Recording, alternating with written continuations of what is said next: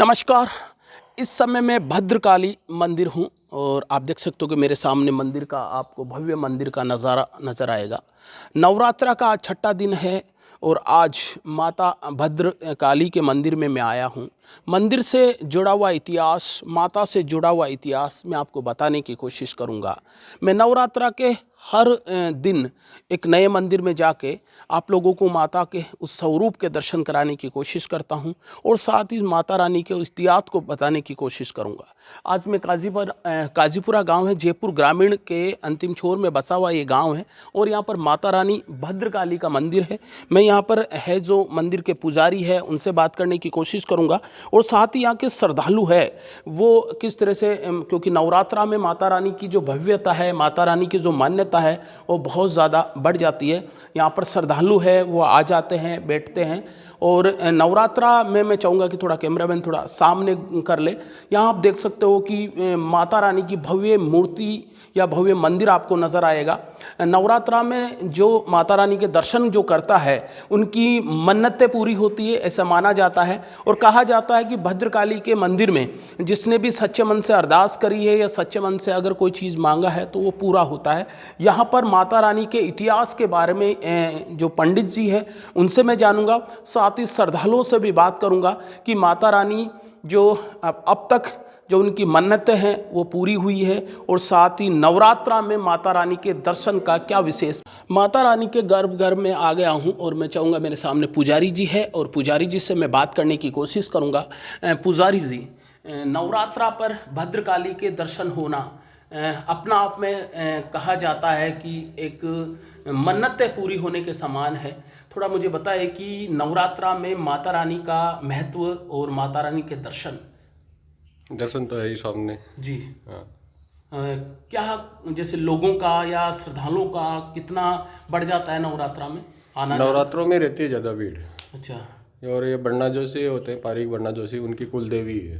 मतलब बन्ना जोशी तो जो परिवार है उनकी कुलदेवी मानी जाती है। कुलदेवी है और वो राजस्थान में, पूरे राजस्थान से आते हैं यहाँ पे। पूरे राजस्थान के जो लोग हैं यहाँ पर माता रानी के दर्शन का, हाँ, तो अपनी कुलदेवी के पास आते हैं। अच्छा, कुलदेवी को यहाँ पूजते हैं, मानते हैं। हाँ। अच्छा, मुझे एक बार और बताइए मुझे कि अगर मैं बात करूँ कि यहाँ पर माता रानी के इतिहास को लेकर, तो इतिहास को लेकर क्या कहा जाता है माता रानी के बारे में? मतलब क्या इतिहास है माता रानी में? ये है जो तीनों पिंड है ना, ये तो अपने आप निकले हुए हैं जमीन से।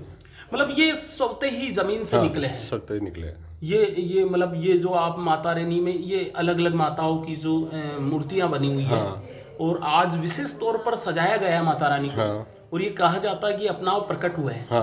अच्छा, एक और बताइए, माता रानी से जुड़ा हुआ वो बात जो कहे जाता है कि गांव में माता रानी के बारे में, जो गांव में पहले रात को, जब अभी भी गांव में आप पूछो किसी को, सब बताते हैं कि पहले जब रात को चोर आते थे तो माता आवाज लगाती थी, कोई चोर आ गए, सब जाग जाओ, तो सब पूरा गांव उठ जाता था और चोरी नहीं हो पाती। गांव में ये कहना चाह रहे हो कि कैसा संकट आ रहा हो, कोई चोरी करना आ रहे हो तो माता रानी पहले सचेत कर देती थी। हाँ। अच्छा, एक और बात बता रहे थे अभी, बरसात से जुड़ी हुई बात कह रहे थे। जब बरसात, चारों तरफ बरसात हो जाती है और यहाँ आसपास में बरसात नहीं होती तो पूरे गांव के इकट्ठे होकर माता रानी को मनाने आते हैं और जिस दिन वो मना के जाते हैं उसी दिन बरसात चालू हो जाती है। मतलब मानसून में अगर बरसात नहीं आ रही हो आपके क्षेत्र में तो माता रानी में गांव वाले आते हैं, माता रानी की पूजा करते हैं। पूजा कर पूरा गाँव ही आता है। पूजा के साथ ही माता रानी बरसात शुरू हो जाती है। जब पूजा कर रहे थे तो उसी टाइम आ जाती है, लेकिन उस दिन तो 100% आ ही जाती है। 100% आती है। अच्छा, एक और बात बताइए पंडित जी मुझे कि माता रानी का जो ये भव्य मंदिर बना हुआ है, इनका जीर्णोद्धार जैसे कब, कैसे और किन परिवारों का विशेष सहयोग रहा? सहयोग गांव का भी है, बाकी ये जो बाहर से, राजस्थान के जो बाहर से आते हैं बन्ना जोशी, उन्होंने करवाया है।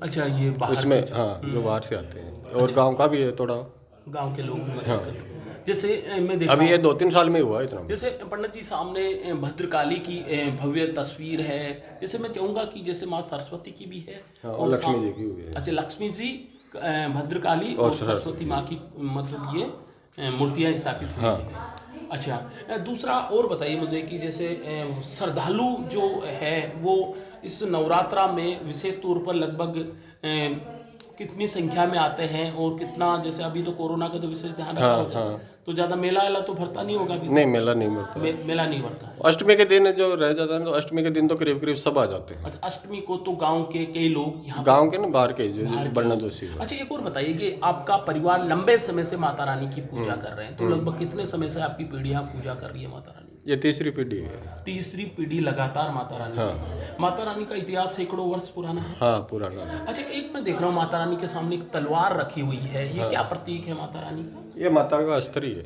अच्छा, माता का अस्त्र पूजा भी होती है? अस्त्र पूजा नहीं होती, माता की पूजा होती है। अच्छा, माता की पूजा होती है और अस्त्र आप रखते हो? हाँ। ये पंडित जी मुझे बता रहे थे कि माता भद्रकाली का विशेष मंदिर है इस क्षेत्र में, और नवरात्रा में माता रानी का विशेष महत्व है। और आप देख सकते हो कि सामने मैं चाहूँगा कि ये माता भद्रकाली की भव्य तस्वीर है, और नीचे जो आपको है सौते ही इस धरती पर प्रकट होने वाले 3 पिंड आपको नजर आएंगे, और साथ ही माता रानी की भव्यता के लिए माँ सरस्वती और लक्ष्मी जी की भी यहाँ पर मूर्ति रखी हुई है। अभी मेरी पुजारी से बात हुई है, पुजारी जी मुझे बता रहे थे कि नवरात्रा में मंदिर और श्रद्धालु का महत्व अपने आप में बढ़ जाता है, और कहा जाता है कि नवरात्रा में माता रानी का अगर दर्शन किसी ने किया है तो उनकी मन्नतें पूरी होती हैं। कई श्रद्धालु से मैं बात करने की कोशिश करूंगा। नवरात्रा के छठे दिन आज मैं भद्रकाली के मंदिर में आया हूं, और मंदिर की भव्यता और यहाँ से पुजारी से बात होने के बाद में मैं यहाँ के कुछ श्रद्धालु से बात करने की कोशिश करूँगा। कुछ लोग आए हैं। कहाँ से आए हो आप लोग? मैं जयपुर से आई हूँ भैया। अच्छा, अगर मैं बात करूँ माता रानी की, तो माता रानी की नवरात्रा में दर्शन को कितना महत्व होता है? माता रानी का दर्शन, माता रानी का तो जब दर्शन करो तभी महत्व है। नवरात्रों को विशेष बना दिया है, माता रानी के दिन रहते हैं ये, इसलिए लोग इसको विशेष महत्व देते हैं। बाकी ऐसा कुछ नहीं है। माँ को तो जब याद करो तभी सही। अच्छा, एक मान्यता मैंने ऐसे देखा है कि अगर गांव में कैसा संकट हो, इतिहास को मैं खंगाल रहा था तो पुजारी जी मुझे बता रहे थे कि माता रानी गांव में जब भी संकट हुआ तो पहले इशारा कर देती थी, आवाज लगाती थी। तो ऐसा आपने सुना कभी? हाँ जी, सुना है हमने। हमारे सास ससुर से सुना है, सास ससुर के साथ मम्मी पापा से सुना है कि भी हाँ ऐसा होता था। वो पहले से ही आके अनाउंसमेंट करती थी कि आज ऐसा होने वाला है, सब सावधान हो जाओ। ऐसा था, सुना है मैंने भी। अच्छा, एक और बताइए मुझे कि माता रानी का जब नवरात्रा में आप दर्शन करना हो तो आज विशेष तौर पर पूजा भी हुई है, माता रानी से कोई मन्नतें जो आपने मांगी हो, या माता रानी के बारे में कहा जाता है कि यहाँ पर मांगते हैं सच्चे मन से वो सब पूरी होती है? हाँ, हमारी तो हुई है, तो मैं तो यही कहूँगी कि हाँ मन्नतें पूरी होती है हमारे। वैसे ये कुल देवी है तो हमारे तो जात जोड़ूले भी यही उतरते हैं। कुलदेवी भी हाँ जी, हमारी ये कुल देवी हैं। हम पारिक हैं। पारिकों की जो जोशी परिवार है वो इसी को ही मानते हैं। हमारे जात जोड़ूले सब यहीं उतरते हैं, हम बच्चों को यहीं लेके आते हैं। हमारे श्रद्धालु बता रहे हैं कि माता रानी का एक अपना महत्व है, और नवरात्रा में अगर माता रानी के दर्शन हो जाए तो मैं कह रहा था कि अपना आप में काफ़ी महत्व माना जाता है। एक और बाबा जी, उनसे और बात कर लेता हूँ। आप कहाँ से आए हो? यहीं कहा त्योद गए सर। त्योद गांव के हो? अच्छा, नवरात्रा में माता रानी के दर्शन हुए आपको? हाँ, दर्शन हुए सर। अच्छा, नवरात्रा में माता का दर्शन होना तो कहते हैं कि हर मन्नतें पूरी होती हैं। हाँ, हर मन्नत पूरी हुई साहब। और जो भी चोर और अटम शटम में कोई संकट आओ गांव पर तो आवाज़ देती है। गांव नदी की है ना, एक ही है त्योद गाजीपुरा मंदिर की है, सीमा बॉर्डर पर ही है, तो सब है। अभी पुजारी जी बता रहे थे कि कुछ 3 पिंड है जो अपने आप ही धरती से प्रकट हुए हैं, ऐसा अभी बताया गया मुझे। हाँ, पहले जमीन में गड़े हुए थे, वो टीबाई था, तो हवा से उड़ते उड़ते उड़ते वो पिंड निकले थे। अच्छा, तो उन्होंने ये सारा प्रकट, वो पिंड थे ना, वो ही सारे काम करते थे। पिंड की ही पूजा होती है? पिंड की पूजा होती थी। अच्छा, एक भाई साहब है, उनसे और बात कर लेता हूँ मैं। भाई साहब, आप कहाँ से आए हो? मैं भी जयपुर से आया हूँ। अच्छा, आप भी जयपुर में। अच्छा, मुझे बताइए कि अगर मैं इस मंदिर के इतिहास को देखूं, बता रहे थे मुझे सैकड़ों वर्ष पुराना इतिहास है, और जोशी और पारिक पर जो परिवार है उनकी कुलदेवी भी बताई जाती है। मुझे एक बात बताइए, माता रानी की जो मन्नतें हैं, या माता रानी की जो आप कभी अरदास करते हो, मन्नत मांगते हो, तो कहा जाता है कि पूरी होती है? बिल्कुल पूरी होती है। यहाँ ये आज सच्चे मन से जो भी अरदास नवरात्रा पर माता नहीं, नवरात्रा पे नहीं, कोई से दिन और नवरात्र हो चाहे, नवरात्र पे तो विशेष है ही। लेकिन जो भी मन्नतें मांगते हैं सच्चे मन से आओ और आराधना करो तो बिल्कुल पूरी होगी। माता रानी के इतिहास का अगर थोड़ा आपको सुना समझा तो बताइए ना मुझे। इतिहास के बारे में तो यही बताते हैं कि माता रानी पहले बोलती थी। अब तो समय ऐसा है, बाकी नहीं कह सकते, लेकिन पहले सब पे बोलती थी, बात करती थी माता रानी। ऐसी बात नहीं कि नहीं ये हर नवरात्रा में आपकी फैमिली आप लोग आते? हाँ, हम हर नवरात्रे में आते हैं, दोनों नवरात्रे में अंदर आते हैं हम। अच्छा, दोनों क्षेत्र और दोनों नवरात्रे में माता के दर्शन करते हो? कि श्रद्धालु बड़ी संख्या में नवरात्रा पर आना शुरू हो जाते होंगे। बहुत आते, बाहर से भी आते हैं यहाँ पे, जयपुर के नहीं मुंबई से भी आते हैं।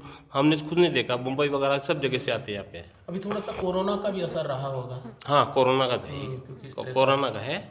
और आज छठ का नवरात्र, वैसे अष्टमी के दिन तो बहुत ज़्यादा हो जाते हैं, अष्टमी को महाआरती होती बहुत है, बहुत बड़ी आरती। हाँ, काफ़ी श्रद्धालु आते हैं।